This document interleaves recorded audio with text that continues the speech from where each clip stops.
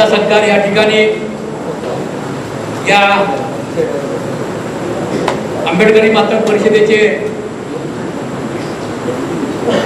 मार्गदर्शक आमचे सन्माननीय प्राध्यापक दिगंबर झोंबाडे सर यांनी करावा असं मी त्यांना विनंती करतो। प्राध्यापक दिगंबर झोंबाडे सर यांनी बिभीषण रणदिवे यांचा सत्कार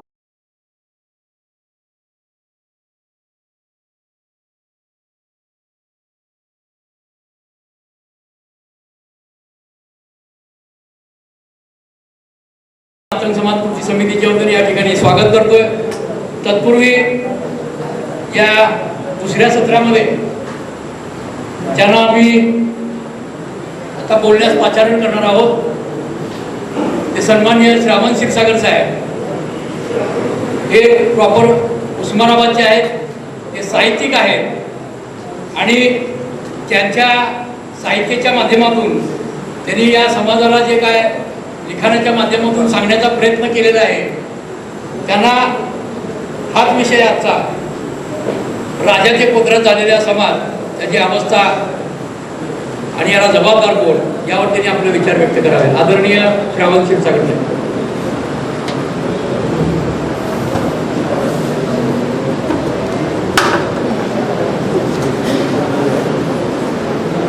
प्रथमतः सर्वांना जय भीम।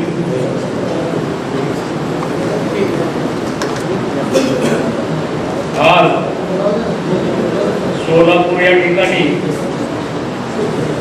मातंग समाज कृती समितीच्या माध्यमातून आंबेडकरी मातंग परिषद आयोजित केली, त्याबद्दल मी आयोजकांचं आभार व्यक्त करतो। वास्तविक पाहता सकाळपासून आतापर्यंत ज्या ज्या वक्त्यांनी सांगितलं सगळं बोलून टाकलेलं, आता बोलण्यासारखं काही राहिलेलंच नाही। आणि आमचे कांबळे सर यांनी फार मोठी चळवळ उभी केली आणि ती पोतराजकी संपुष्टात आणली। आज पोतराज आहे कुठं तरी 1%, 1%ही नाही, कुठं तरी दिसत। मित्रांनो, स्वातंत्र्यानंतर आपण नेहमी आपल्या चुका झाकत आलेलो आहोत। स्वातंत्र्यानंतर आपण नेहमी चुका झाकत आलेलो आहोत, त्याच्यामुळे आपली अवस्था अशी झाली।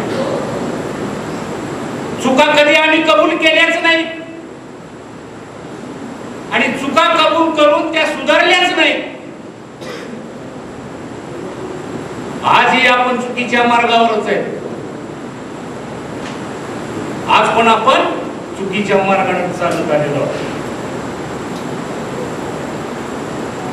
आंबेडकरवाद,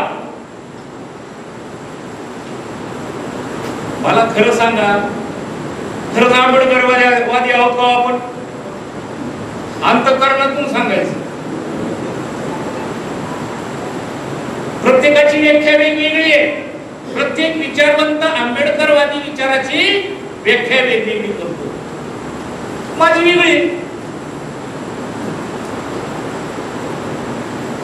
जोपर्यंत तुम्ही बुद्ध स्वीकारत नाही तोपर्यंत तुम्ही आंबेडकर स्वीकारू शकत नाही आणि त्याच्यामुळे तुम्ही आंबेडकरवादी नाही। नाही, आम्हाला बुद्ध नको, आम्ही फक्त आंबेडकर स्वीकारतो। ते अर्धवटराव सारखं झालं।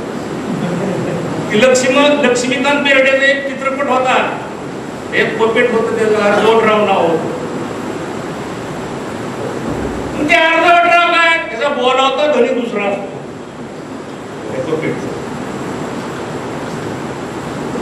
कसं आज जे अर्धवटराव आंबेडकरवादी आहेत, त्यांचा बोलावता धनी कुणीतरी तिसरा आहे।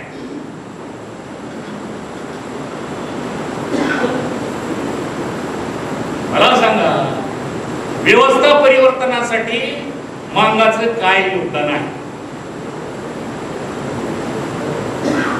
व्यवस्था परिवर्तनासाठी मांगाचं 0 योगदान आहे। आता थोडं यायला लागले ते। बसले मग कुणीतरी मग अशी चर्चा झाली म्हणजे 25 लाख आहे पण आपण 50 लाख देऊ.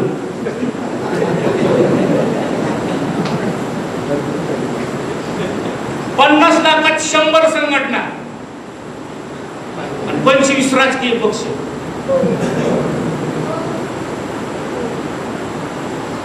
ही तुम्ही व्यवस्था परिवर्तन करणार आहेत का? मला कुणीतरी मग म्हणलं तुम्ही बी एक संघटना काढा. अगोदरच एवढ्या संघटना झाल्या तुम्ही तर संघटना घेऊन काय. तर मित्रांनो आम्ही पोतराज आमच्या सरांनी सांगितलं आम्हाला इतिहास माहिती. अरे आम्हाला आमचा इतिहास माहित नाही. बाबासाहेब आंबेडकर म्हणाले होते त्यांनी सांगितलं त्याला इतिहास माहित नाही कधी इतिहास बघू शकत. तर मित्रांनो आमचा इतिहास मातंगातील विविध विचारवंतांनी लिहिला. प्रत्येक विचारवंतांनी राजा प्रसन्नजीत सांगितला. आमचे वंशज राजा प्रसन्नजीत खरे. मग एवढी पुस्तकं मातंग राजा प्रसन्नजीत वर निघाली तरी काहीच बदल नाही, काहीच फरक नाही. असं का व्हायला याचं संशोधन होण्याची गरज आहे. या परिषदेच्या माध्यमातून सांगू इच्छितो मातंग समाज आज गर्तेत का बुडालेला आहे? कारण आम्हाला आमचा इतिहास कळलेला नाही. मी मांगाच्या विचारवंताचा आभारी आहे कारण आतापर्यंत तुलनात्मक मांगाचा इतिहास कोणी लिहिलेला नाही आणि ती लिहिण्याची संधी मला प्राप्त झाली. 14 एप्रिलला मांग मातंगाचा प्राचीन इतिहास व सद्यस्थिती हे पुस्तक प्रकाशित होईल.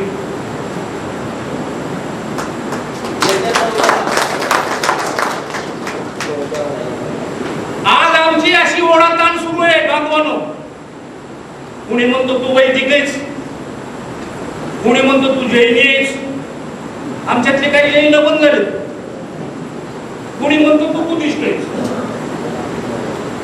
जेवढा संभ्रम आहे मागामध्ये नेमकं आम्ही कुठल्या धर्माचे, आमची परंपरा काय. म्हणून माझ्या मनामध्ये आलं नेमकी खरं आपण आहे कोण. आपलं कुणी होतं का नव्हतं काय. मग ते तुलनात्मक सगळ्या धर्माचा तिन्ही धर्माचा अभ्यास केला. फार मोठं पुस्तक लिहिलेलं नाही मला माहित आहे. मोठं पुस्तक कुणी वाचत नाही. 100 पानाचं पुस्तक लिहिलंय छोटस 100 पेजेस पण महत्वाचे मुद्दे त्याच्यामध्ये घेतले. आज मांग हिंदू मांग आहे जवळजवळ 95%. सर बरोबर आहे. 95% मांग हिंदू आहेत. कशामुळे आहेत? कारण आर्यश्रेष्ठांना आमच्या हातामध्ये मातंग ऋषी दिलाय, जांबुवंत ऋषी दिलाय, सिंधीपाठ ऋषी.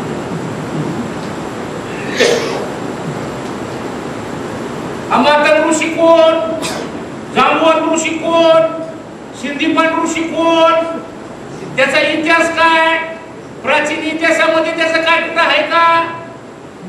काही बघितलं नाही, काही बघायचं नाही. अरे त्यांनी सांगितलेलं त्या महाभारतामध्ये सांगितलेलं आहे, महाभारतामध्ये सांगितलेलं आहे, रामायणामध्ये सांगितलेलं आहे. म्हणून ती मातंग ऋषी आपलाच. आता गंमत अशी आहे ब्राह्मण समाज असा मजेशीर आहे. त्याने मातंग ऋषीचं चरित्र महाभारत आणि रामायणामध्ये लिहिलं. परंतु तिथं सुद्धा त्यानं मातंगाला नीच दर्शन, खालच्या दर्जाचा दर्शन. काय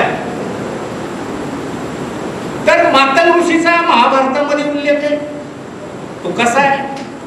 अनुशासन पर्वामध्ये 7व्या अध्यायामध्ये एक प्रकरण आहे. 7व्या अध्यायात त्याच्यामध्ये श्लोक नंबर 1, 28, 26, 27, 28 मध्ये प्रकरण 26 श्लोक, 3 श्लोक, 30 श्लोक असे श्लोक आहेत. तर त्या श्लोकामध्ये ब्राह्मणांनी काय लिहिलं मातंग ऋषीच्या विषयी, की एक ब्राह्मणाची मुलगी आणि एक न्हाव्याचा पोरगा या दोघांचं प्रेम प्रकरण होतं आणि त्या प्रेम प्रकरणातून ती गरोदर राहिली. ही बाब त्या ब्राह्मणाच्या मुलीच्या आईवडिलाच्या लक्षात आली म्हणून तिचं लग्न लगेच एका ब्राह्मणाच्या पोराबरोबर लावून दिलं आणि तो तिकडं पैदा झाला ब्राह्मणाच्या घरी. म्हणजे मातंगाला नीच कसं बनवायचं, खालच्या दर्जाचं कसं बनव, हे सगळं काल्पनिक आहे. ब्राह्मण धर्मातले सगळेच्या सगळे ग्रंथ काल्पनिक आहेत. ब्राह्मणांनी या देशाचा इतिहास खराच कधी लिहिलेला नाही, हे मी लक्षात ठेवा. जे संदर्भासाठी ब्राह्मणी इतिहासकाराची पुस्तकं जर कोणी वापरत असतील ते तुम्हाला तिथं खरा इतिहास दिसणार नाही, खोटा इतिहास दिसतो. तसं की हा मातंग ऋषीचा. आणि मग ते लहानाचं मोठं झालं लिकरो, त्याला मातंग मातंग मातंग म्हणू लागले, खेडकड उल्लड. मग त्या ब्राह्मणानं सगळ्या विद्या त्याला शिकविल्या, पूजा कशी करायची, मंत्र कसे म्हणायचे, काय कसे. मग ते श्राद्धाला याला त्याला जायचा बापा बरोबर त्या ब्राह्मणाला. एके दिवशी ती बाप नव्हता, त्याला एकट्यालाच पाठवलं. मग ती छकडा होता त्याचा, ते गाडवी एक गाडवीन होती, त्या गाडवीचं पोरगं होतं, लिकरू होतं. ती दोघं लोळली आणि दामटायला सुरुवात केली. याला गाई झाली. एवढं पळविलं की त्या गाडीने ते लिकरू होतं त्याच्या नाकातून आलं रक्त. रक्त आल्यानंतर ती गाडवीन म्हणली, बाबा तुझ्यावर जी बसलेला आहे काय साधू संत नाही म्हणली, चांडाल आहे म्हणून. हे ऐकलं मातंग ऋषीनं. लगेच गाडी थांबवली, गाडी वळवली. आई कशी गेला राग राग म्हणला, मी कोण आहे? आई गप काय सांगती. मग त्याच्या लक्षात आलं की खरंच आपण चांडाल आहोत. राग निघाला, जंगलात गेला, 1000 वर्ष तपश्चर्या करीत बसला. हे महाभारतामध्ये लिहिलेलं आहे, मी माझ्या मनाचं सांगत नाही. हे ब्राह्मणांनी लिहून ठेवलेल्या कथा कादंबऱ्या आहेत. आणि म्हणून आमचा समाज मागास आहे, कारण आम्ही पटकन बामणावर विश्वास टाकतो. कारण बामण देव शहरामध्ये पुढे आता सुधारणा झाली महागाईमध्ये.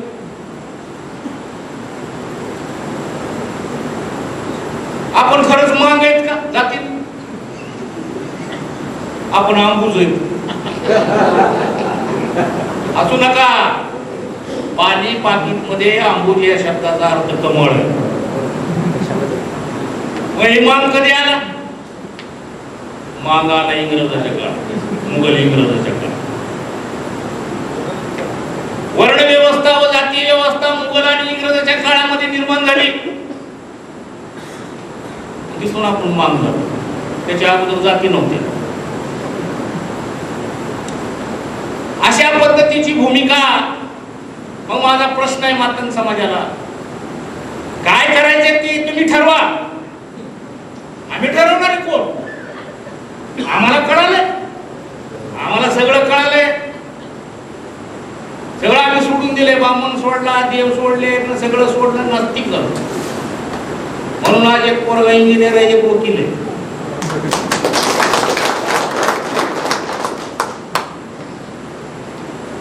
मग या परिषदेच्या माध्यमातून मी मांगांना सांगू इच्छितो, काय करायचंय ठराव घ्या. काय करायचे? काय हो, आम्ही पहिलेच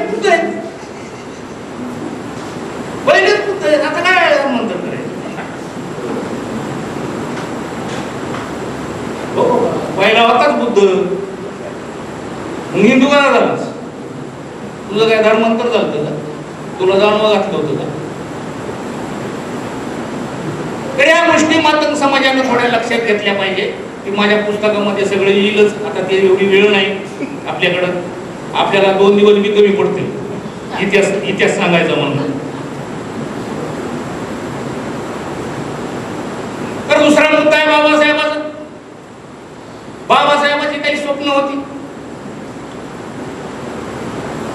भारत बुद्धमय करीत आणि या देशाच्या सत्तेवर बहुजन समाज बसलेला मला बघायचा. काय झालं त्या स्वप्नाचं? 1956 नंतर जवळजवळ 60-65 वर्ष, हो ना सर, 65 वर्ष झाली. झाला का भारत बुद्ध? नाही झाला.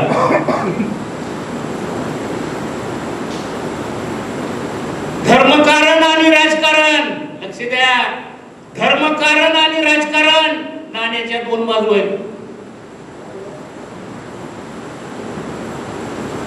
अरे काल्पनिक रामाच्या नावावर सत्ता आणली देशात. तुम्ही कुठे आहेत? तुम्ही आहेत मात्र ऋषीच्या माग.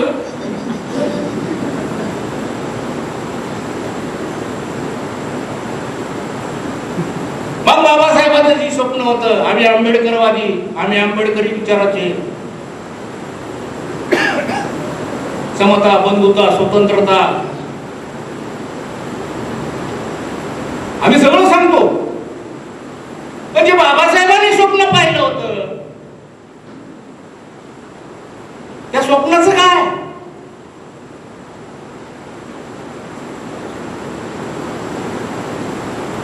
बुद्धाच्या काळामध्ये बंदीचे 8 महिने धर्माचा प्रचार व प्रसार करायचे आणि पावसाळ्यामध्ये 4 महिने वर्षावासामध्ये एकत्र थांबायचे. आजच्या बंदीचीच काय 12 महिने वर्षावासात असतात. त्यांना निमंत्रण द्यावं लागते. हो या आमच्या घरी लग्न आहे, हो या आमचं तेवढं ती पूजा करायची, हो या आमचं ते थोडस ते वास्तुशांती आहे. अशी अवस्था जर असेल तर बाबासाहेबांचं स्वप्न पूर्ण होणार आहे का? मांग म्हणून मातंग ही जात नाही. अजून एक सांगतो तुम्हाला, मातंग मातंग मातंग बामणाची पॉलिसी येते. मातंग ही पदवी डिग्री. कोसलराज पसंदी यांना कोसल देशच्या जनतेनं दिलेली ती डिग्री आहे. मातंग, मातंग शब्दाचा अर्थ आहे पांढरा हत्ती. पांढऱ्या हत्तीला मातंग म्हणतात. आणि म्हणून आपण हुशारीच जायचं काम नाही, काय नाही. आपण गुलाम आहे. आणि एका ठिकाणी मग एक फार विद्वान बोलला होता की एखाद्या जात समूहाला वैचारिक गुलाम ठेवून त्याची प्रगती होत नाही, त्या जातीची प्रगती होत नाही. आज परिस्थिती नेमकी तशी झालेली आपली. आपण शिकलो, सवरलं, सगळं झालं, संविधानामुळे आपल्याला सगळं मिळालं, परंतु वैचारिक गुलाम आहेत, ब्राह्मणाचे गुलाम आहेत, मनुस्मृतीचे गुलाम आहेत. आमच्या घरातून देव निघत नाही. तर मित्रांनो, जास्त बोलण्यासारखं काही ठेवलेलं नाही. पहिल्या सत्रामध्ये मी झालेलं आहे. आता हे बोलणार आहे, मी काही जास्त बोलणार नाही. संयोजकांना, आयोजकांना या ठिकाणी मला निमंत्रित केलं, माझा सत्कार केला, सन्मान केला, याबद्दल मी त्यांचा आभारी आहे. आणि या ठिकाणी मी माझे 2 शब्द संपवतो. या परिषदेसाठी आयोजक सन्माननीय युवराज पवार साहेब, शैलेश कोटपुरे साहेब, त्यांचे सर्व सहकारी, उपस्थित असलेले या सत्राचे सन्मान्य अध्यक्ष माननीय प्राध्यापक सुकुमार कांबळे साहेब, ज्यांनी मार्गदर्शन केले ते कुमटेकर साहेब, क्षीरसागर साहेब. पहिल्या सत्रामध्ये कार्यक्रमाचे अध्यक्ष असलेले आमचे मार्गदर्शक आदरणीय डॉक्टर गायकवाड सर्व विचारवंत मंडळी, आपण या विषयावर चर्चा करत असताना आयोजकाला हा विषय का घ्यावासा वाटला. वक्त्यांनी सांगितल्याप्रमाणे मातंगाची नावं अनेक आहेत आणि अनेक नावं धारण केलेली आम्ही सगळे बाबासाहेबांच्या विचारानं प्रेरित झालोय का, त्या पद्धतीने मार्गक्रमण करतोय का, याचं चिंतन करण्यासाठी ही परिषद आयोजित केलेली आहे. आणि ह्या दुसऱ्या सत्राचा जो विषय आहे राजातील पोतराजा. खरं तर विचारमंचावर साहित्यिक मंडळी, विचारवंत सगळे असताना माझ्यासारख्या शिक्षण विभागामध्ये असलेल्या एका साध्या माणसाला का बोलवलं. मी खरं तर श्रोता म्हणून या ठिकाणी येणं उचित होतं, परंतु मी स्वतःच माझी पोतराज असल्यामुळं कदाचित मला बोलवलं असावं. पूर्वी आखाडात 5-5, 10-10 पोतराज एकत्र येऊन यात्रा व्हायच्या. आपण सगळेजण काही शहरी भागातले असले तरी शहरी भागामध्ये देखील यात्रा होतात आणि मोठ्या होतात. ग्रामीण भागामध्ये त्या खेड्यातल्या त्या भागापुरत्या 1-2 पोतराजांना त्या साजऱ्या होतात. परंतु शहरामध्ये मरेची यात्रा जर निघाली तर ती 10-10 पोतराज आणि अनेक असं सजून थटून वाजंत्री वगैरे सगळा प्रकार पोतराजांचा होतो. आणि आज आपण राजा असलेली ही जमात पोतराज का झाली, भिक्षा का मागायला लागली, दारोदार उभं राहून हा माणूस भिकारी कसा झाला, याच्याबद्दलचं चिंतन करत असताना सकाळच्या कार्यक्रमाचे अध्यक्ष देखील सरांची माफी मागून त्यांनी कदाचित सांगितलं असेल, तेही माझी पोतराज आहेत. आणि दुपारच्या सत्राचे अध्यक्ष देखील तेही माझी पोतराज आहे. त्यांनी अनेक वेळा तुमची व्याख्यान मी ऐकली म्हणून सांगतो. कदाचित ते तुम्ही सांगणार असाल, पण मला थोडासा मोह होत तुम्ही सांगा. आणि आज देखील सगळे माझी पोतराज एकत्र आलेले आहेत. पण हे पोतराजाची राजा झालेली मंडळी हे मी निश्चितपणानं सांगेन. त्याचं कारण काय तर बाबासाहेबांचा विचार स्वीकारलेला आहे. कदाचित आपलं पहिलं पाऊल पडलं असेल. मी तर माझं वैयक्तिक सांगेन की मी पूर्णतः आंबेडकरवादी नसेल. काय माझ्यामध्ये त्रुटी आहेत, उणीवा आहेत. कधी कधी स्वप्नामध्ये माझ्या मर्या येत असेल, मसा येत असेल, मसुबा येत असेल, पण दिवसात तरी मला बाबासाहेब वाचावेसे वाटतात. शिका, संघटित व्हा, संघर्ष करा म्हणून त्यांनी सांगितलेलं ते आठवायला लागतं. शाळा ही माणूस घडवण्याचं पवित्र मंदिर असं बाबासाहेब सांगतात. शिक्षणाशिवाय तरोपाय नाही असं सांगतात. आणि शिकलेला माणूस कसा सुसंस्कृत असतो, कसा मानवतावादी होतो, हे महापुरुषांनी सांगितलेले विचार माझ्यामध्ये बोलत आहेत. आपल्या सर्वांमध्ये ते विचार आहेत. म्हणून सगळे आपण आंबेडकरवादी आहेत हे मला ठामपणाने या ठिकाणी बोलतो. आपल्यामध्ये प्रभाव अनेक असतील. अंधश्रद्धेने गुरपटलेला समाज आज देखील आहे. तो जोगणामध्ये आहे. त्याच्यात पायात साखळदंड बांधलेले अजून सुटलेले नाही. तरी देखील आपण हा विचार मांडतो आहे. म्हणून आपल्याला हा विचार घेऊन समाजामध्ये जात असताना पोतराजाच्या बद्दल थोडंसं मला सांगायचं आहे. पोतराज ही एक अर्थव्यवस्था आहे. पोतराज हे एक श्रद्धेचं गाठोडं डोक्यावर घेऊन जाणारा एक गदलेला पिचलेला माणूस असतो. आपल्या सगळ्यांना ठाऊक आहे मातंगाला स्थावर अशा पद्धतीचं जगण्याचं साधन आरक्षण मिळेपर्यंत, बाबासाहेबांनी घटना अंमलात आणेपर्यंत आम्हाला जगण्याचं साधन नाही. जगवणारी यंत्रणा वेगळी, त्याच्या वंचनेला जाऊन आम्हाला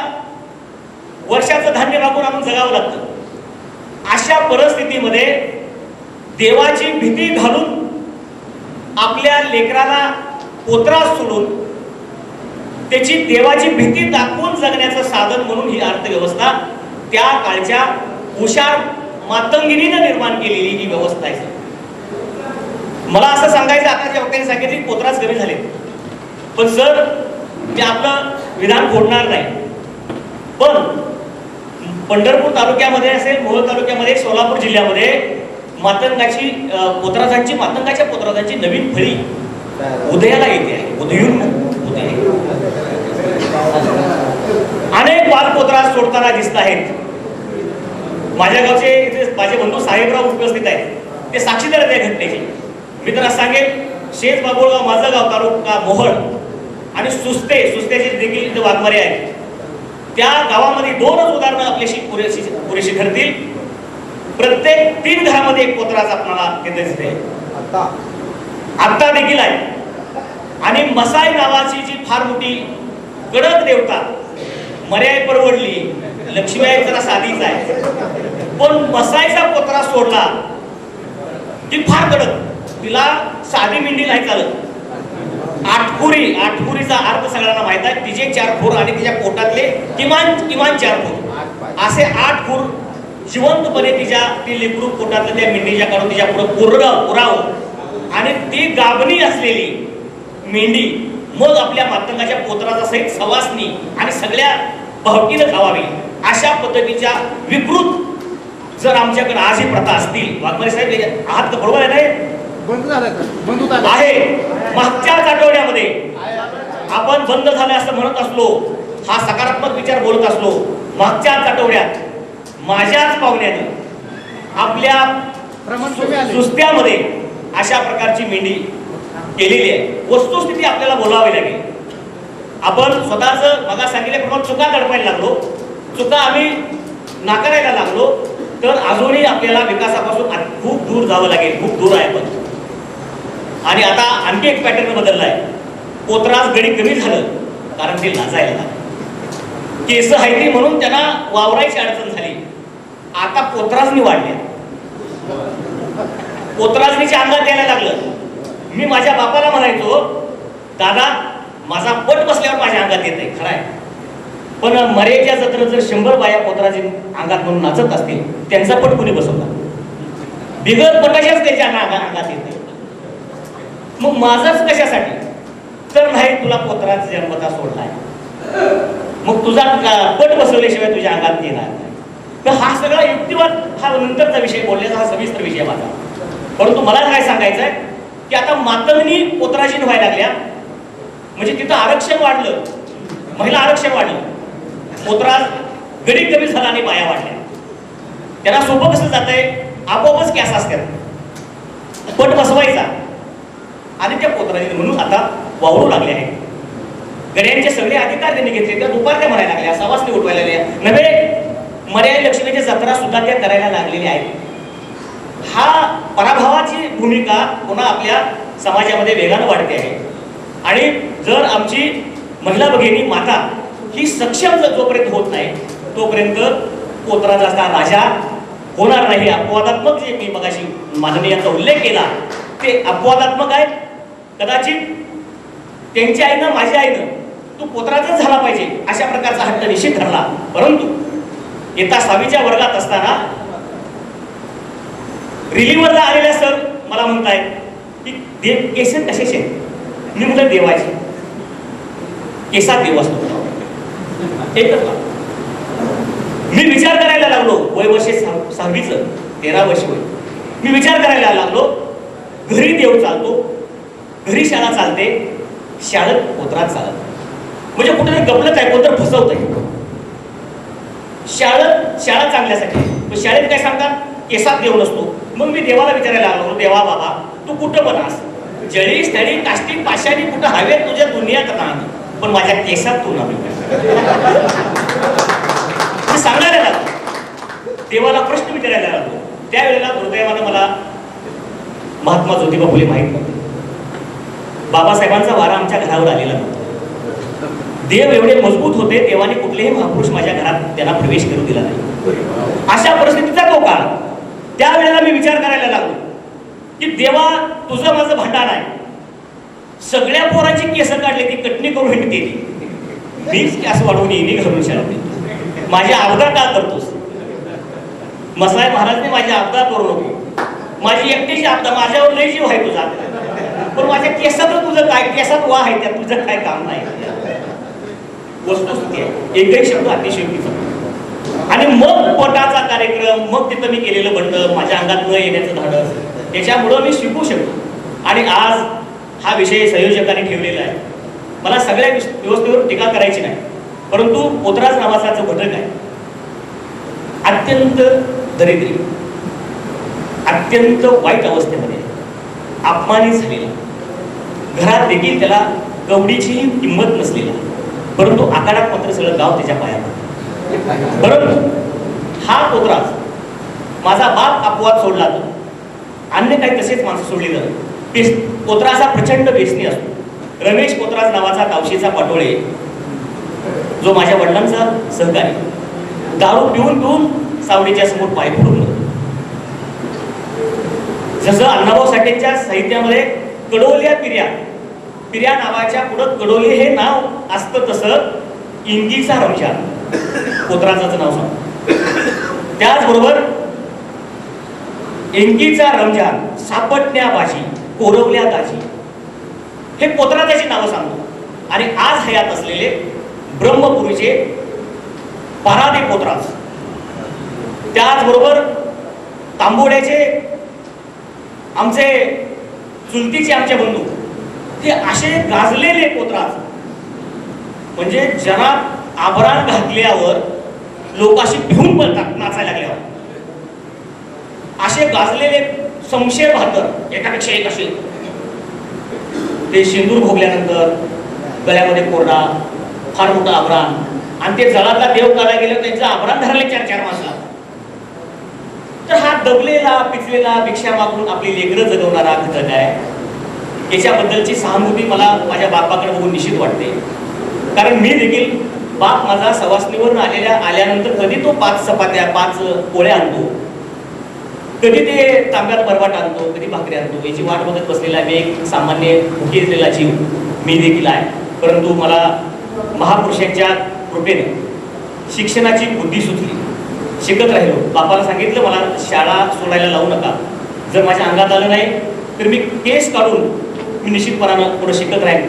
बापाला ते मान्य झालं, परंतु ज्या दिवशी मी केस काढणार होतो त्या दिवशी बाप माझा घरी नव्हता. त्याला ते सहन होईना. एवढं मोठं राजवैभव आपण नाकारतोय आपला पोरगा, पोतराजाचा मुलगा पोतराज कुमार ना, पोत राजा, त्याचा पोरगा पोतराज कुमार, आणि हा पोतराज कुमार स्वतःच्या बापाचं राजभाऊ आहे का उधळून लावतोय. बापाला कसं बरं वाटेल, राजगादी नाकारतोय. त्या दिवशी बाप माझा घरी नव्हता. मी केस करून घरी आल्यावर आई माझी रडायला लागली, कारण राजगादी नाकारली आहे, देव ह्याचं काय करल. म्हणजे अशा पद्धतीच्या अनेक अंधश्रद्धा, अनेक कल्पना, अनेक भाबड्या, अशा सगळं त्याचं बोजा घेऊन जगणारा एक सामान्यातला सामान्य, म्हणजे असा की वेशीबाहेर आपण राहतोच, परंतु त्यातही टाकून दिलेला जर घटक असेल तर तो पोतराज आहे. त्याच्याबरोबर वाघ्या मुरळी आणि परडी घेऊन येणारे हे जे काही आराधी मंडळी आपल्यातलीच आहे, की सगळे जे सगळे घटक त्या व्यवस्थेनं त्यांना इतकं बांधून ठेवलेलं आहे. आणि त्यामुळे हे सगळे अत्यंत प्रचंड अशी वाताहत झाली. मगाशी वक्त्यांनी उल्लेख केल्याप्रमाणे आणखी एक आपल्यावर फार मोठा पगडा आहे. पंचांग बघितल्याशिवाय कसं होतं, जमायचं नाही मुलीचं. पंचांग बघितल्याशिवाय मुहूर्त करायचं नाही, मग काय तर होईल. अशा पद्धतीचा इथल्या व्यवस्थेचा पगडा आज देखील मातंगावर असल्यामुळं मी खात्रीनं विधान करेन, धाडसानं विधान करेन, आपण थोडेसे आंबेडकरवादी झालोय म्हणून ह्या सभागृहात आलोय, थोडेसे झालोय. परिपूर्ण आंबेडकरवादी व्हायचं असेल तर आपल्याला फार मोठा संघर्ष करावा लागेल, फार मोठं धाडस दाखवावं लागेल, तर आपण आंबेडकरवादी होऊ. म्हणून मी पुन्हा एकदा आपल्या सगळ्या सभागृहाला विनंती करेन की आपण प्रचंड वाचन करूया, वाचन, महापुरुषांचं वाचन करूया. आणि ते वाचन करत असताना स्वतःमध्ये परिवर्तन, स्वतःमध्ये, आणि मग आपल्या शेजारपाजारी आपल्या समाजामध्ये परिवर्तनाची सुरुवात आपल्याला करावी लागेल. जाता जाता एक उल्लेख निश्चितपणानं करेन. PhDच्या शिक्षणामध्ये माझ्या जेव्हा अडचण आली, माझं शिक्षण थांबतंय असं वाटलं, तेव्हा आदरणीय झोंबाडे सर यांनी मला खूप मोठं सहकार्य केलं. त्यामुळे या सगळ्यांनी ऐकून घेतलं. यानंतर आपल्याला मान्यवरांचं भाषण ऐकायचं आहे, तर त्याच्यामध्ये मी अडथळा करू नका. मी माझं जे 2 शब्द आहेत ते आपल्यासमोर मी व्यक्त केलेले आहेत. आपण ऐकून घेतल्याबद्दल धन्यवाद.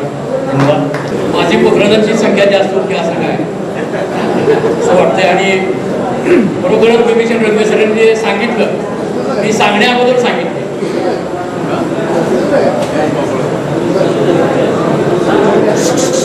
तर 4:15 वाजून गेले, 4 मिनिटं जास्त झालेले आहेत. महत्वाचा विषय असा आहे, आजचं हे जे दुसरं सत्र आहे, या दुसऱ्या सत्राचा जवळजवळ 1 तास सुकुमार सरांना आम्ही दिला.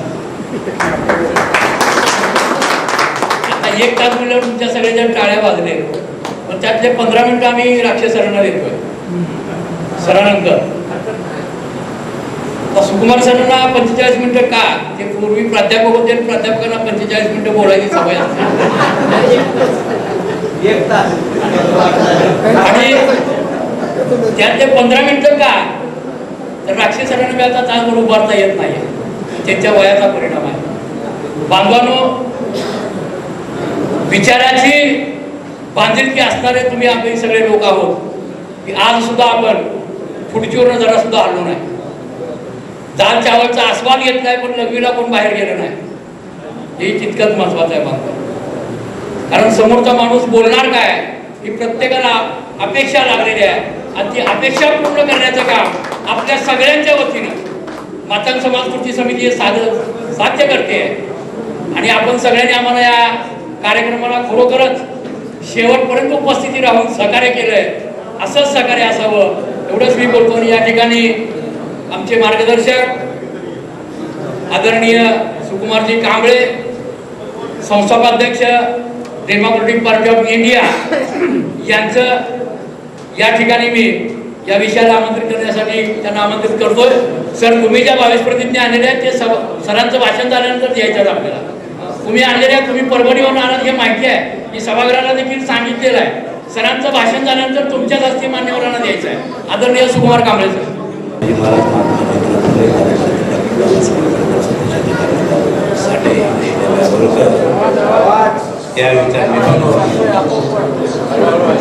त्या कार्यक्रमाला उपस्थित असलेले दुसऱ्या सत्राचे, पहिल्या सत्राचे सर्वच प्रतिष्ठित व्यक्ती आणि माझ्या जमलेले बंधू, सगळी भाषणे मी ऐकली. त्याच्यामध्ये क्षीरसागरनं काय मुद्द्यानं चांगला हात घातला. शिका, संघटित व्हा, संघर्ष करा हे सगळे सांगतात. पण बाबासाहेब म्हटले होते की आज ना उद्या हा देश मला वृद्ध करायचा आहे आणि आज ना उद्या माझी जमात राज्य करते बडे. या अनुषंगानं आता प्रसार प्रचार झाला पाहिजे. पोतरा याचा अर्थ माझ्या अनुषंगानं दर्जा नसलेला राजा. पोत म्हणजे दर्जा, दर्जा नसलेला राजा म्हणजे पोतराज. आणि खरंच आपण राजे होतो. ते 5 मिनिटात सांगतो, मग माझ्या त्या भाषणाला आम्ही भारतीय माणसं सिंधू नदीच्या कडेला रावट्या टाकून डोळ्या टाकून राहिलेले असताना परदेशातून काही माणसं आली. ते परकी म्हणजे आजचे ब्राह्मण. ब्राह्मण या देशातला नागरिक आहे, या देशातला वंश नाही, हे लक्षात घ्या. बामसेप नावाच्या संघटनेनं DNA ची चाचणी घेऊन डिक्लेअर केली की ब्राह्मण या देशातला वंश नाही. मी त्यांना म्हटलं कशाला पैसे खर्च केला. ते म्हटलं का दिसला की ओळखतो ह्यो आपल्यातला नाही.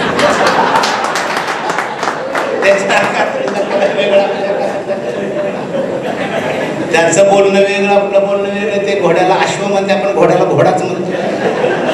त्याचं खाणं वेगळं, आपण खायला ते पेढ्या खाते, आपण वेगळंच खातो. असा परकी भारतात आला तर बघतोय तर सिंधू नदीच्या ढकला रावट्या टाकून डोळ्या टाकून राहिलेले आहेत. आपल्यापेक्षा भारतीयांची संख्या जास्त आहे. त्याच्या लक्षात आल्यानंतर त्यांना बुद्ध पूर्व काळामध्ये 3च वर्ण तयार केले, ब्राह्मण, क्षत्रिय, वैश्य. शिका, शिकवा हा व्यवसाय त्यांनी आपल्याकडे घेतला. आमच्याला सांगत संरक्षण क्षत्रिय झाले आणि बाकीयांना सांगितलं लागेल ते आनंद ते वैश्य झाले. पण क्षत्रियामध्ये 2 कुळ होती, एक सोमवंशी क्षत्रिय आणि सूर्यवंशी क्षत्रिय. सोमवंशी क्षत्रिय सत्तेत होते तर राजे होते, सूर्यवंशी क्षत्रिय सत्तेत नव्हते. पण ब्राह्मण त्या राजाला खूपच जाचं काटे लागून राजे खवळे. राजे म्हटले आम्ही तुमचं ऐकतो वाटेल ते सांगू नका. ब्राह्मण म्हटले आमचा जन्म तोंडातून झालाय, आमचा अवतार देवाचा आहे, आमच्या तोंडातून जे बाहेर पडलं ते झेललं पाहिजे, ऐकलं पाहिजे. राजे म्हटले ऐकू पण वाटेल त्या नाही सांगण्यावरून आठवण वाद एवढा कोपाला गेला. कोणत्याही क्षणी सोमवंश राजन ब्राह्मण यांच्यामध्ये युद्ध सुरू होणार एवढ्याच ब्राह्मणाने विचार केला की बुद्धीच्या जोरावर युद्ध जिंकताय त्याला शस्त्राची गरज लागते, शस्त्राला फक्त युद्ध त्याला बुद्धीची जोड लागते. विचार ब्राह्मणाने केला. ब्राह्मण सूर्यवंशाकडे गेले. ते सत्यंतून त्यांना सांगितलं राजाने आमच्यामध्ये वाद निर्माण झाले. मग कोणत्या क्षणी युद्ध सुरू, मग जर तुम्ही आम्ही दोघे एक झालो तर नक्कीच आपण सोमवंश राजाचा पराजय करू, आणि ते जर पराजय झाले तुम्हाला राजाची गादी देऊ. ते सूर्यवंशांना पटलं. दोघे एक झाले युद्धाला सुरू. त्या भयानक युद्धामध्ये सोमवंश राजाचा पराजय झाला. जे राजे मारले गेले ते मेले, जिवंत होते ते बायका मुलांना घेऊन जंगलामध्ये पळून गेले. ठरल्याप्रमाणे सूर्यवंशी सत्यात आले, नगर वगैरे बसली, पण पळून गेलेले ते सोमवंशी राजेच होते. जंगलातल्या ऊन वारा हवा सेवून प्रशासनाला त्यांना खूप त्रास होता. त्या त्रासाला कंटाळून सोमवंश राजामध्ये की आहे माणसं एकत्र ती पहिली टोळी जंगलातून बाहेर पडली, नगरात आली. हा जो उभी राहिली म्हटले आम्ही शरणाला मला स्वीकारा. मग ब्राह्मण म्हटले तुम्ही शरणात राहा, मग तुमची गेलेली जमीनदारी सत्ता मिळणार नाही, तुमची गेलेली राज्य सत्ता मिळणार, तुम्हाला राजे म्हणून आम्ही वावर देणार नाही, तुम्हाला आम्ही गुलाम म्हणून ठेवणार, गुलाम म्हणून तुम्हाला राहिलं पाहिजे. ती पहिली टोळी मला आमची सत्ता नको, आमची जमीन नको, आम्ही गुलाम म्हणायला तयार आहे, सांगती कामं करायला तयार आहेत. आणि मग मित्र पहिल्या टोळीला गुलाम म्हणून कामं दिली. एकाला चांगला आपला धंदा करतो सुधार झाला, दुसऱ्याला लोहारचा धंदा करतो, लोकांना तो लोहार झाला. हे साळी माळी केली आपली गोष्टी नाही धंदा सुधार. लोहार कुंभार गावातले 12 बलुतेदार, ही पहिली आलेली सोमवंश राजाची टोळी आहे. ह्या मूळ मालक आहेत, मूळ निवासी आहेत. हे साडी माळी केली तांबडी गोष्टी नाही धंदा सुद्धा लवार कुंभार गावातले 12 बलुतेदार यांची लोकसंख्या 52% आहे, जातीची संख्या 4,500 आहे. त्या ग्रुपला पहिल्या टोळीला देशात पहिलं नाव कोणी दिलं असेल ते नाव दिलं डॉक्टर बाबासाहेब आंबेडकर. ते नाव म्हणजे आदर बॅकवर्ड क्लास ओबीसी, इतर मागासवर्गीय. ओबीसी मध्ये बी आहे, बॅकवर्ड. अजून काय जंगलात राहिलं त्यांना कळालं, दुसऱ्या टोळ्याला स्वीकारले. त्यांच्यात दुसरा एक ग्रुप तयार झाला. ती टोळी म्हटली आपण पण जाऊया शरण, पण त्या टोळीचा नायक त्या तो म्हटला जायचं पण नाही, नाक घासायचं नाही. मग आलीच वेळ तर 2 हात पण तसं करून म्हणून ते बाहेर पडले. पहिली नगरात गेली, दुसरी नगरात नाही गेली, ती गावाच्या बाहेरच तुंबली. ते म्हटले का नाही, त्या दुसऱ्या टोळीचं नाही म्हणाले, पण लय नागत मग का नाही, वेळ आल्यावर बघून घे सांगायला आलोय म्हटलं. वेळ आल्यावर बघून घे सांगायला म्हटलं. ते एका वाक्यासाठी मित्र ह्या दुसऱ्या टोळीवर 5 बंद्या घातल्या. गावबंदी घातली, स्पर्शबंदी घातली, लोटाबंदी घातली, रोटीबंदी घातली, बेटीबंदी घातली. ती दुसरी टोळी म्हणजे महाढोर चांभाराशी महाराष्ट्रात 59 जाती, केंद्रात 1500 जाती, याची लोकसंख्या 13%. बाबासाहेबांना नाव दिले त्याला शेड्यूल कास्ट 13%.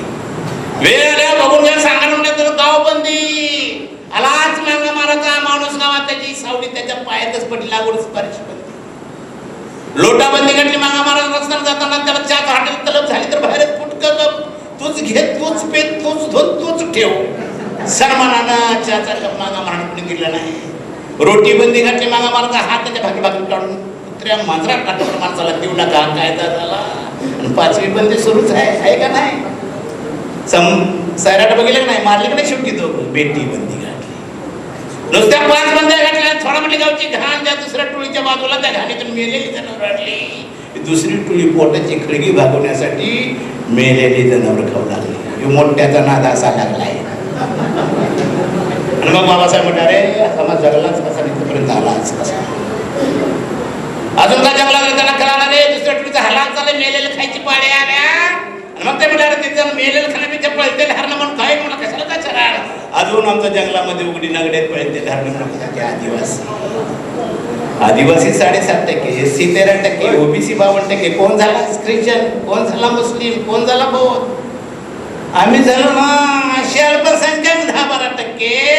अशी एका कुळाची, एका रक्ताची, एका नात्याची सोमवंश राज्य असताना, देशाचे मालक असताना ह्या ब्राह्मणाने वर्ण जात पोट जात करून आम्हाला एकमेकापासून तोडून ठेवले, फोडून ठेवले, विस्कटून ठेवले. आणि त्या फुटीच्या जोरावर आज सुद्धा ते राज्य करतायत. आज सुद्धा करतायत का नाही. फडणवीस महाराष्ट्रात आणि केंद्रात. आणि हा सगळा बोतावळा एकत्र करण्याच्या अनुषंगानं या देशात बाबासाहेबांनंतर एकाच माणसानं काम केलं, त्याचं नाव आहे कानशीराम. मी पवार साहेबांना मला सांगतो, तुम्ही फार चांगली परिषद घेतली.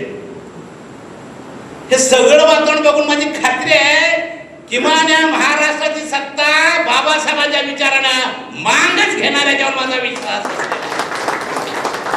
मांगच घेणारे लक्षात घ्या. मांग एकाशी जात आहे, सगळ्यांना बरोबर घेते, सगळ्यामध्ये समाविष्ट होते,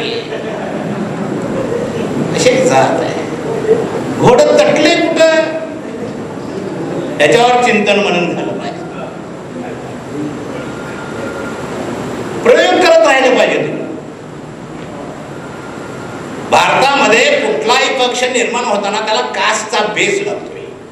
कास्ट बेसवर राजकीय पार्ट्या उभ्या होतात. राष्ट्रवादी पक्ष कोणाचा? मराठ्याचा. बीजेपी कोणाचा? बामणाचा. काँग्रेस कोणाचा? बामणाचा. शिवसेना कोणाची? बामणाची. काय चुकलंय? बसपा नावाचा पक्ष कोणाचा? चमाराचा. आरपीआय कोणाचा?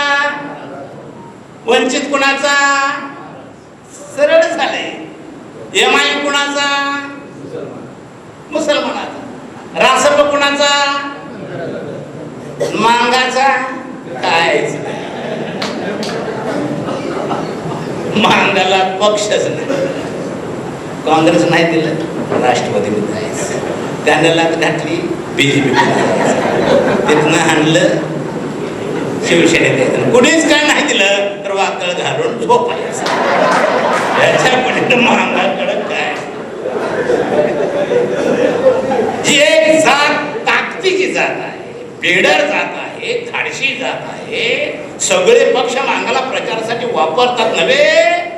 इलेक्शनची पेटी पुजायला मांग, इलेक्शनची पेटी पुजायला मांग, पुजला की बाजूला.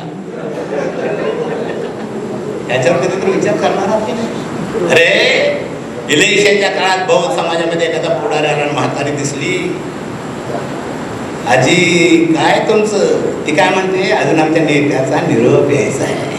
काय म्हणते ती बौद्ध समाजाची? अजून आमच्या पक्षाचा निर्णय व्हायचा आहे. आणि मांगाला म्हणजे काय? अण्णा मी तुमचाच आहे. मांग काय म्हणते? अण्णा मी तुमचा. मी कुठे जाते? तुमचाच आहे. तिथं मांग फसलाय. राजकारणामध्ये पळत्याल्यावर खर्च करायचा असतो. जे हक्काचं आहे त्याच्यावर खर्च करायचा नसतो. मांग हक्काची आहे, बरोबर नाही? मांग हक्काची आहे. त्या पाटणमध्ये श्रीनिवास पाटील निवडून आला. मी पाटणमध्ये होतो. निवडून सगळ्या समाजाला भेट देत होता तो. मांगुड्यात येणार तेवढा गावचा पाटील म्हटला, हे तिकडे जाऊ नका, मांग माझे मला वेळ होती नाही. आणि मांगुड्यात गुडघ्यावर खड्डा येते. जरा तटला असता तर डबरा तर भरला असता का? मांग हा हक्काचा म्हणून सगळ्या पक्षांनी दुर्लक्ष केलं. तिथं मांगाचं वाटोळ झालंय. हे लक्षात घ्या. बाबासाहेब म्हणले सगळ्या विकासाची गुरु किल्ली राजकारण आहे आणि मांग सगळ्या विकासात माग आहे. कारण का किल्ली दुसऱ्याच्या कमरेला आहे, ह्याच्याकडे कायच नाही. याच्यावर कधी तू विचार करणार का नाही? नाही करायचं. आणि म्हणून 1925 ला 25 ब्राह्मण बसली आणि काय म्हटली? या देशाची सत्ता घेणार म्हटली का नाही? आणि देश हिंदुस्थान म्हटली का नाही? 25 माणसं बसली. गावात 2 ब्राह्मणाची घर नाही. मुख्यमंत्री फडणवीस आहे. काय तर प्लॅनिंग असेल का नाही? त्या प्लॅनिंगवर आपण चर्चा करायला पाहिजे का नाही? आज बीजेपी सत्तेत का आहे? काय विचार करा ना, त्याच्यावर कधी विचार केला पाहिजे आपण. एक पक्ष आहे ब्राह्मणांचा बीजेपी. काँग्रेस मागे पडला का? आणि 2,500 संघटना आहेत. 2,500 संघटना.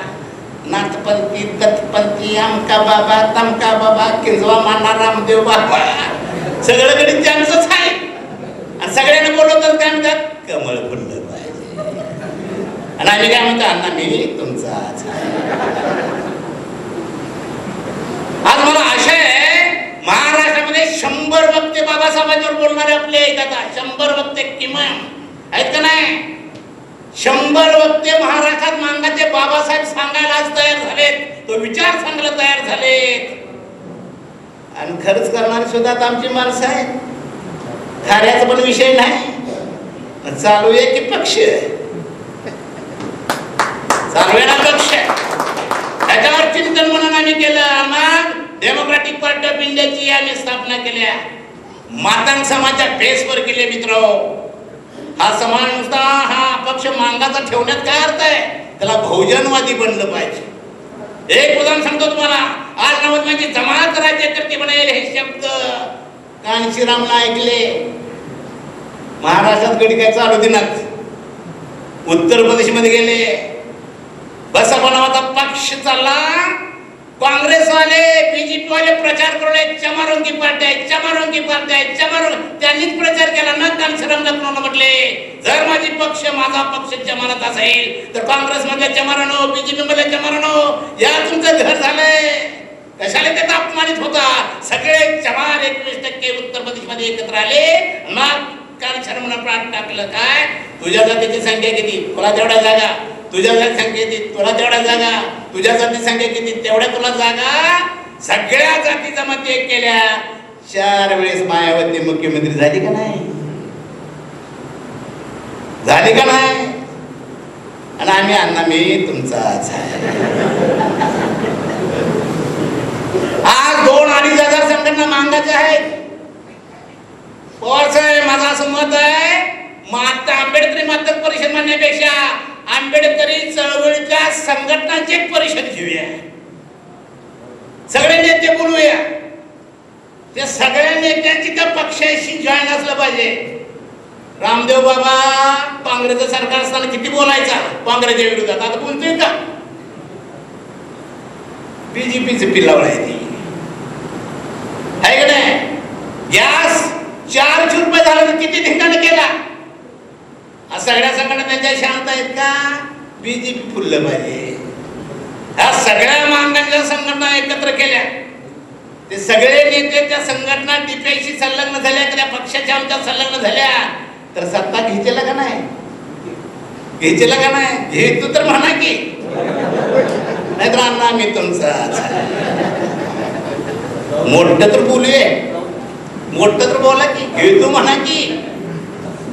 म्हणा, म्हणताय का नाही? म्हणा की. का म्हणा?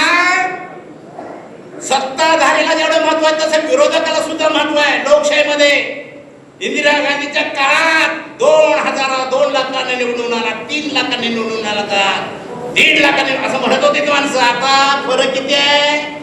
5-10 फरक आहे. तेवढं मागाचं मत आहे का नाही? आहे का नाही? काय डोंगर, काय दऱ्या.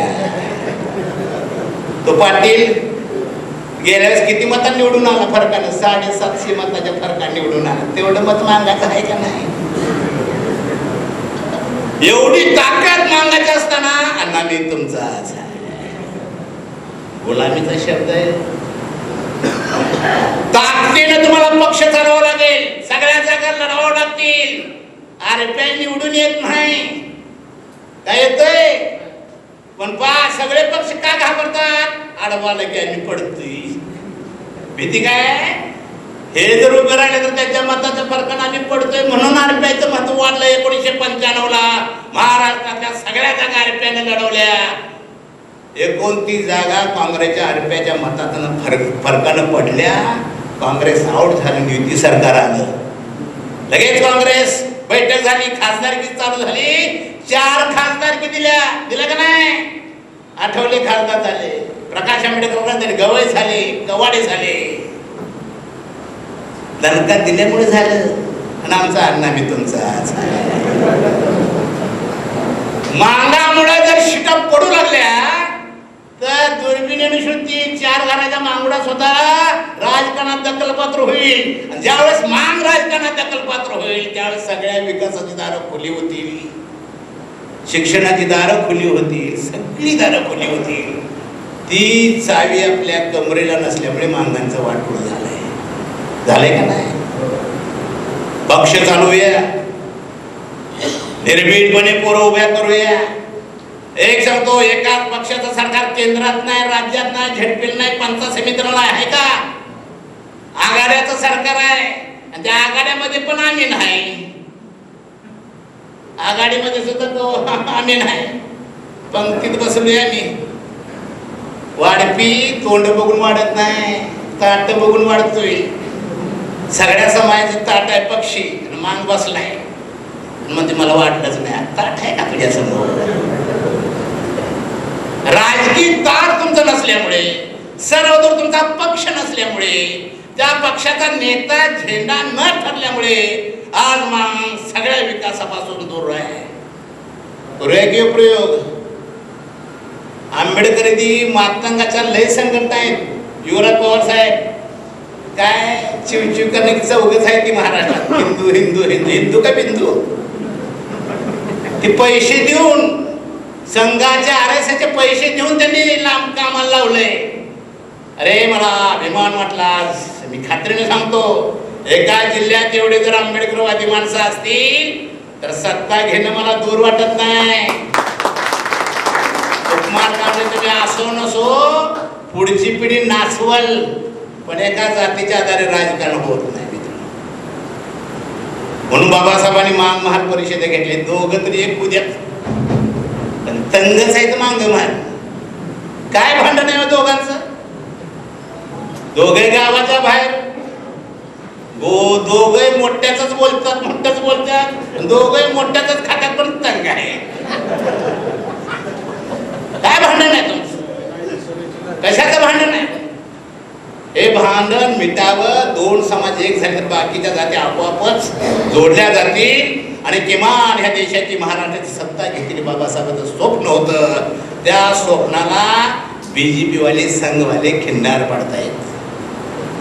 आंबेडकरवादी मातंग परिषद घेण्याची तर चालू झालाय, पण आंबेडकरवादी महार परिषद पण घेण्याची वेळ आली आहे. आले का नाही? लढणारे बौद्ध समाज नेते हिंदुत्वाच्या वळसणीला गेले. कुणी लढायचा हा प्रश्न पडलाय.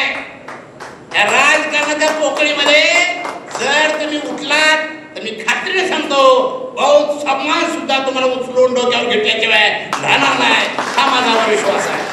आज बौद्ध समाज भेदरलाय, गोंधळलाय, काय करायचं दिशाहीन झालाय का नाही. अशा काळात आंबेडकरी वर्तक परिषद होता, त्याला फार महत्व आहे. आणि मी खात्रीने सांगतो, ही पोकळी भरून काढण्याचं काम तुमचं आहे. राजकीय पोकळी प्रचंड प्रमाणामध्ये दलितांच्या राजकारणाची पोकळी तयार झाल्या. ती पोकळी ह्या निमित्तानं भरून काढण्याच्या संदर्भात ह्या परिषदा तालुक्यावर, जिल्ह्यावर व्हाव्यात आणि जाणीव मातंग समाजाच्या राजकारणाच्या संदर्भावर दिली पाहिजे. हा एक भाग आहे. दुसरा भाग, मांगले देवधर्माच्या नादाला आहे. काय दिले त्या देवाला काय माहिती नाही. मी एका सभेला गेलतो तर सगळ्या बायका त्या झोपडीच पडत गेल्या. म्हणजे काय चाललंय?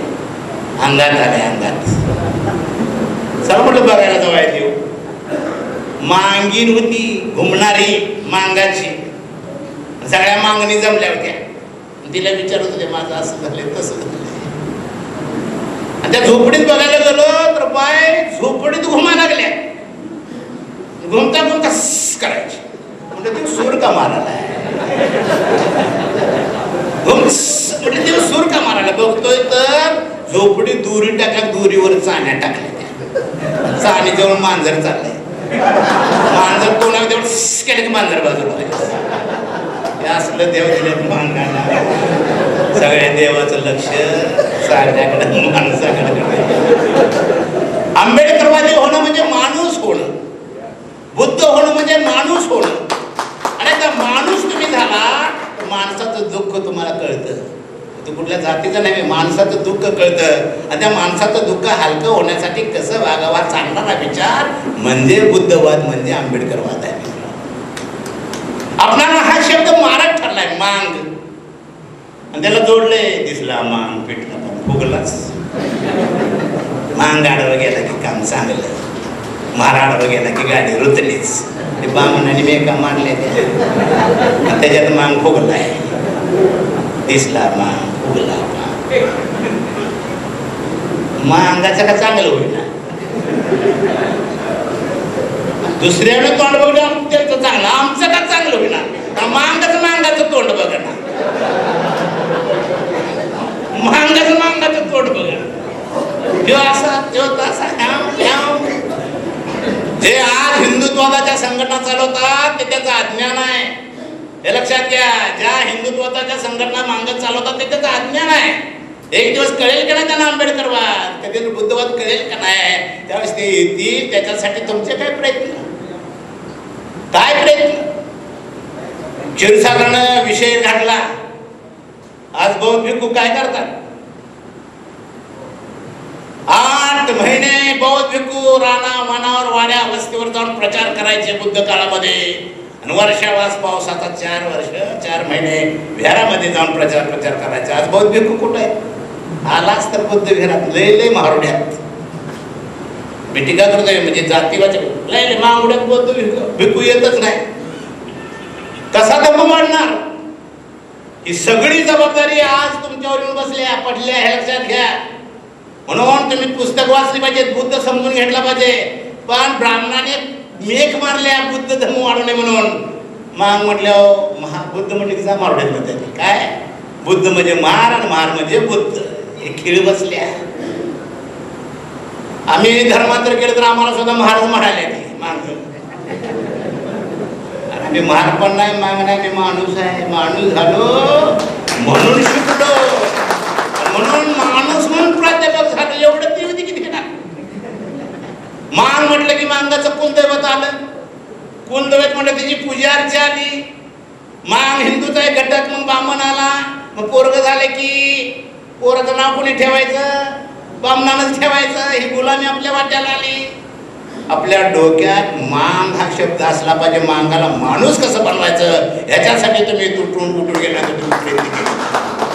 मांगाला माणूस कसं बनवायचं हा विचार आंबेडकरवादी आहे. महाराला माणूस कसं बनवायचा? अरे बाबासाहेबांनी हिंदू धर्म कधीच नाकारलाय. 56ला नव्हे, दुसऱ्या गव्हर्नमेंट परीक्षेमध्ये 32ला बाबासाहेबांनी हिंदू धर्म आम्ही हिंदू नाहीच हे डिक्लेअर केले. ते जगमान्य झाले त्या काळात. त्याचं कारण सांगतो मित्रांनो. स्वातंत्र्याच्या शेवटच्या टप्प्यामध्ये कुणाला किती स्वातंत्र्य द्यायचं म्हणून सायमन कमिशन भारतात आलं का नाही? मुलाखत घ्यायला गांधी रुसले, म्हटले मलाच विचारायचं, दुसऱ्याला कोणाला? मी ह्या देशाचा नेता आहे. दंगा सुरू झाला, गो बॅक सायमन. त्या दंग्यात लाला लजपतराय मेलं, लय दंगा सुरू झाला. ते म्हटले आता तुम्ही तिकडे या, आम्ही आता इथं कामच करत नाही. त्याच्यात 3 राऊंड टेबल कॉन्फरन्स झाल्या, झालं का नाही? दुसऱ्या गोलमध्ये पहिल्या गोलमध्ये परिषदेला 100 पत्र आली. उदाहरणार्थ गेली 99च एकटा रुसला गांधी, तुम्हाला मलाच बोलवायला पाहिजे. दुसऱ्या गोलमेज परिषदेला पत्र आली 99, गेली 100. निमंत्रण असताना गांधी ताटवाटी वाजवतच.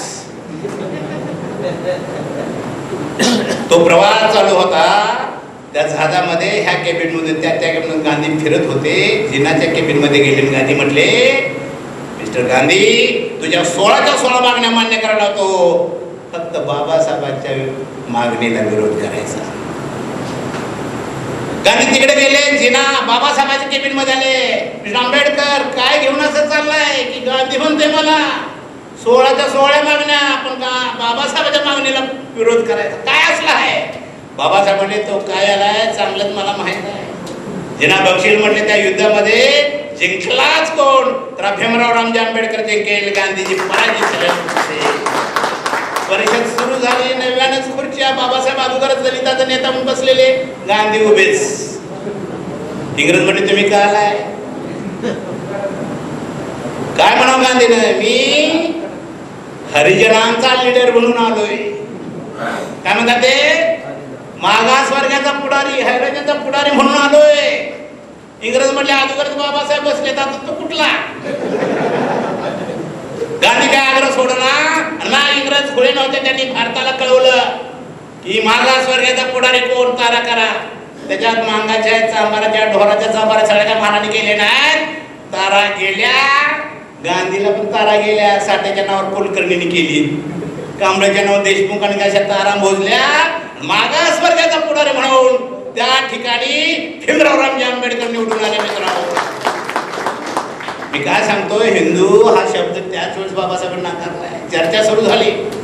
बाबासाहेब म्हणले आम्ही हिंदूंपासून अलग आहे, मला स्वतंत्र 77 मतदारसंघ पाहिजेत. स्वतंत्र 77 मतदारसंघ ही मागणी केल्या गेल्या. गांधी म्हटले देता येणार नाही, इथून तिथून आम्ही हिंदू सारखे, आमच्यात भेद नाही, आम्ही यांना हरिजनाची लेकरं म्हणतोय, देवाचा दर्जा देतोय, आमच्यात कुठली फूट नाही. बाबासाहेब म्हटले इथून तिथून हिंदू सारखे म्हणतोय, ही घ्या पत्रक. पाण्याला हात लावला म्हणून आमच्यावर दगडफेक झाली, अनेक माणसं जखमी झाली. जर आम्ही हिंदू असतो तर निसर्गाच्या पाण्याला मला परवानगी दिली असती की नाही. याचा अर्थ आम्ही हिंदूंपासून आलेला आहे. म्हणतोय हिंदू तू सारखा आहे, हे घ्या काळारामाचा संघर्षांच्या मंदिरामध्ये आम्ही हिंदू आहे. हिंदूच्याच मंदिरामध्ये जाताना वरून दगडफेक झाली, 120 माणसांची जखमी झाली. जर आम्ही हिंदू इथून तिथून सारखे असतो तरी दगडा मला बसली नसती. आणि मग इंग्रजांना कळालं मागासवर्गीय हिंदूंपासून आलं काय, ते हिंदू नाही. उगाचच हिंदू मान अरे हिंदू का बिंदू. माझ्या बांधवांना मी एक सांगतो, हिंदू हा धर्म नाही, हे लक्षात घ्या. हिंदू धर्मच नाही. या मुस्लिम धर्म मोहम्मद पैगंबर संस्थापकांनी लिहिलेले पुस्तक कुराण आणि सुलतान झाल्याच्या मुस्लिम होता येत नाही. बरोबर नाही साहेब? कट करून जात घेतात. या ख्रिश्चन धर्म येशू ख्रिस्त संस्थापकांनी लिहिलेले पुस्तक बायबल आहे का नाही, बाप्तिस्म झाल्यावर ख्रिश्चन होता येत नाही. आणि घ्या हिंदू, हे साडी माडी तेली तांबी गोष्टी नाही, धनगर सुलतान लबार मांग हा ढोल सांबार किसडी गोसावी केकाडी पाचपाटी मराठा पुरबे मराठा, हे सगळे हिंदूमध्ये हिंदूंचा काय विधी झालाय का? सांगा झाला असेल. ब्राह्मणांची मुंज होते, आमचं काहीच होत नाही. मांगानं मामुड्यात जन्मालायचं, मामुड्यात मारायचं. महारानं मारुड्यात जन्मालायचं, मारुड्यात मारायचं. वर पण जायला संधी नाही, उतरायला पण संधी नाही. उगाच लागले हिंदू मांग हिंदू ढोल. महाराज सुद्धा बदलणं झाले, हिंदू महाराज म्हणून तिकीट घ्यायला ती. हा बाबासाहेबांचा पराजय मित्र. ज्या बाबासाहेबांना जातीमुळे त्रास झाला, बाबासाहेबांना कशामुळे झाला त्रास? जातीमुळे झाला. शिवाजी महाराजांना कशामुळे त्रास झाला? मराठा म्हणून झाला का नाही? फुलेंना कशामुळे त्रास झाला? माळी म्हणून झाला. बाबासाहेबांना महार म्हणून झाला. अण्णाभाऊंना कशामुळे त्रास झाला? मांग म्हणून झाला. ती जातच चिपटून बसली आहे, ती मांग. असाल मांग, पण मांगाला माणूस करण्याच्या संदर्भामध्ये ही आंबेडकरी मातंग परिषद आहे, लक्षात घ्या. मांगाला मांग ठेवण्यासाठी नवीन मांग राहिला की देवता आलीच, आली का नाही? आणि देव आला की पूजा अर्चा आलीच. हे सगळं नाकारायचं काम आंबेडकरीवादी मांगांचं आहे. तुम्ही खरेच आंबेडकरवादी मांग म्हणून जमला असाल तर घरात हिंदू धर्माचं लक्षण नसलं पाहिजे, देवदेवता नसलं पाहिजे. आणि मग पवार साहेब विषय दिलाय मला, राजाचा पोतराज का झालाय ना, जबाबदारी ब्राह्मणी व्यवस्था आहे, तसं मांगाचं नेतं पण आहेत का नाही? मांगाचं पालीच्या जत्र जागा सरश सागत आवळे, सरश सागत बागवे, सरश सागत साठे, कुठं न्यायचं समाज. नेता कोणाला म्हणायचं? जे समाजाला पोषक आहे ते धाडसानं सांगणारा नेता म्हणतात, समाजासोबत जाणारा नेता नव्हे. एल्ल मला जात म्हणून तिथे बोर्ड लावायचा तो नेता नव्हे. बाबासाहेबांना महान समाज जगात शिवाय देत होता. लय शहाणा झाला का गांधीला शिवाय देतोय का देवाधर्माला शिवाय देतो? पण बाबासाहेब माहित होतं हाच मार्ग आहे, त्याशिवाय विकास होणार नाही. म्हणून बाबासाहेब बोलत होते का नाही? कृती करत होते बाबासाहेब. जावा की मांगाच्या नेत्याकडे, देवालाच नाही.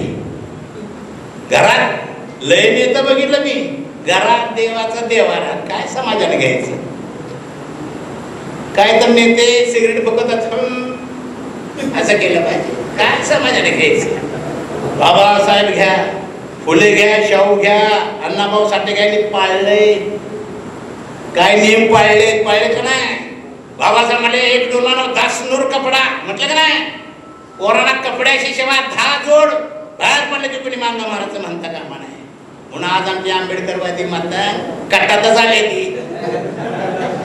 हिंदू मातंगाकडे जावा, गचाळ सगळं. मी नावं ठेवत नाही, त्यांना तो संस्कार आहे मित्र. तुमच्या बोलण्यामध्ये आदर्श पाहिजे, तुमच्या कपड्यामध्ये आदर्श पाहिजे, तुमच्या वाचनामध्ये आदर्श पाहिजे, लिखाणामध्ये आदर्श पाहिजे. हे सगळं आदर्श जर असेल तर समाज बदलतोय. नेताच पिढ्यावर जर उडाला तर समाज कसा पिढ्या सोडल? नेता जर सानंतर तुल राहिला तर समाज कसा बदलेल? निर्व्यसनी म्हणाल. आणि म्हणून तुमच्याकडे हजारो डोळे असतात, बघणारे हजारो डोळे. त्या डोळ्यामध्ये तुम्ही आदर्श दिसला पाहिजे, आंबेडकरवादी दिसला पाहिजे. एवढं तर करशील का नाही? महिला आल्या नाहीत असं आहे. कोणतं म्हटलं महिला सगळ्या हिंदुत्वातच अडकल्या. ती नागपूरची कुलकर्णी बाई काय म्हटली बाई, सुकुमार कांबळे तुमच्यासारखी किती बुंबले, तुमची बायका पोर आमच्याच ताब्यात आहेत. या विचाराच्या विरोधात काम करणारी संघटना मोठी आहे, लक्षात घ्या. लय मोठी आहे, लय मोठी आहे. त्याला तुम्हाला फाईट द्यायची. मला सांगा, आपण बुद्ध बोलतो, शाहू फुले बोलतो, बाबासाहेब बोलतो, अण्णाभाऊ बोलतो, महापुरुषांची भाषा बोलतो, एवढ्या लोकांच्या समोरच बोलतो. पण टीव्ही समोर कोण बसले? टीव्हीत कुठं काय हे बघायला मिळतंय का? बुद्ध बघायला मिळतोय, फुले बघतोय, शाहू बघतोय, बाबासाहेब सांगतात, अण्णाभाऊ सांगतात का? टीव्हीला काय घर घर की कहाणी, सास भी कभी बहू थी, पवित्र रिश्ता, रात्रीचा खेळ चालली, आई कुठं काय करते? आई सगळंच करते, पण आई कुठं काय ठरलं तर मग सगळ्या सिरियल मध्ये हिंदू धर्माचा आहे. हिंदू धर्माला सोडून एकही सिरियल नाही आहे का? एखाद्या बायका नवरा बाहेर घेतो, कोण ठोकरतं, ती मेलेलंच असतं. दवाखान्यात डॉक्टर तिच्या बायकोला फोन करतोय, तुझ्या नवरा माझ्या दवाखान्यात निघ. बायको दवाखान्यात जायला पाहिजे की नाही? बघता नाही सर, ती नाही दवाखान्यात, ती जाते देवळात. घंटीला हात लावला की डोळे उघडायला चालू करतो. हे सगळं दाखवून आलं. हे सायन्सचा वापर करून अंधश्रद्धा पसरवण्याचं काम RSS वाले करू लागलेले आहेत. जातीची गाणं आली की नाही? जातीची गाणी आली. क्षीरसागर साहेब, जातीचा अस्मिता वाढवणारे गाणे आली. मांग तलवार गाणी आली. मांग म्हणजे तलवार खुपसून ठेवली आहे. जाता मी एवढं सांगतो मातान बंधू, तुम्ही आंबेडकर विरुद्ध मांग म्हणून चांगला आहे. विदारक चित्र देशाचं राज्याचं तयार झाले. ही ब्राह्मणी व्यवस्थेनं डोकं वर काढलंय. आणि ह्यांना आमच्यासारखी लढाऊ जे त्यांना हिंदुत्ववादी बनवायचं आहे. मग ते सत्तेचा तुकडा टाकतील, पैशाचा टाकतील, त्यांना आपलंसं करायचं आहे. त्याच्यात आमचे जोगेंद्र कावाडे अडकले, आनंदराज आंबेडकर अडकले, आणि आठवले ते तळच ठोकलाय, आणि ढोबळे तर काय नाचायचं लागलाय. आणि आम्ही ढोबळ्याला की माळका घालतोय, जातीचा आहे घाल माळ.